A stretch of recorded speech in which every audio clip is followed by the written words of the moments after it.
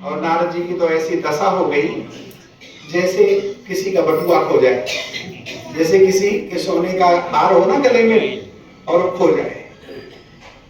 अति लोभी व्यक्ति के पास धन की गांठ हो तो छूट जाए, ऐसे ही नारद जी पसीना पसीना हो गए। नारद जी बहुत दुखी थे और उस दुख के क्षणों में शंकर जी के दोनों गण आ गए और ठहाका लगा करके हंसने लगे। पहले अपनी सूरत तो देख लेते, यहाँ मंडप में आकर के शादी करवाने के लिए बैठे थे।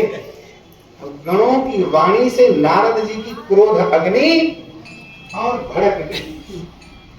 नारद जी ने दोनों को श्राप दिया, जाओ मूर्खों, मेरी हंसी उड़ाते हो, जाओ दोनों राक्षस बनोगे।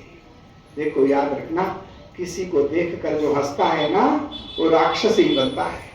इसलिए किसी की हंसी मत उड़ाना, किसी की खिल्ली मत उड़ाना, ये राक्षस बनने का सूत्र है। भगवान विष्णु के पार्षद राक्षस बन गए क्योंकि उन्होंने सनकादिक ऋषियों की खिल्ली उड़ाई।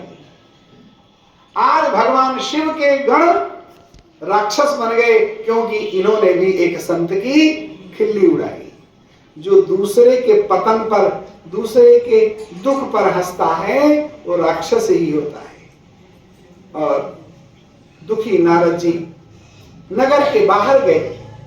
एक पोखरा था, तालाब था, हाथ पैर धोने के लिए झुके थे और इतने में अपना चेहरा उस पानी में दिखाई दे गया। मरकट बदन भयंकर देही, जैसे ही भयानक बंदर का रूप देखा तो क्रोध की अग्नि और भड़क गई और भगवान के ऊपर क्रोध आया कि मेरी ये दशा किसने बनाई? ये दशा भगवान ने बनाई है।